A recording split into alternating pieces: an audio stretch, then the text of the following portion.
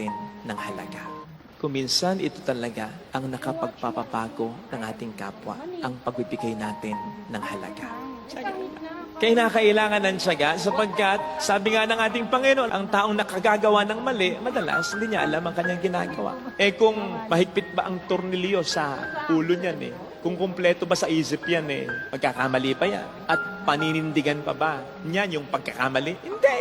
Madalas kung sino pa yung mali, siya pang matapang, siya pang matigas ang ulo. Kaya, kinakailangan talaga ng grasya ng pasensya. Tama na mahirap, pero dito nakasalalay ang pagbabago ng ating kapwa-tao. Lalo't higit kung ang taong ito ay mahalaga sa iyo. Di ba't ang lahat para sa mahal mo ay gagawin mo? Papaano kung ikaw ang gagamitin ng Panginoon upang siya'y mabago? Hindi mangyayari yon kung hindi natin pagtsatsagaan yung tao. Natatandaan po ninyo yung sinabi sa atin ng ating Panginoon, kapag nagkasala ang kapatid mo, ang taong nasa pananagutan mo, yung taong may magagawa ka upang siya ay mabago sa tulong ng Diyos, pagtsagaan mo.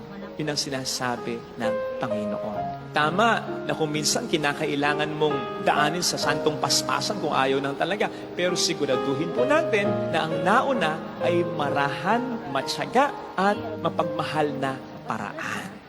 Kung minsan ito talaga ang nakapagpapabago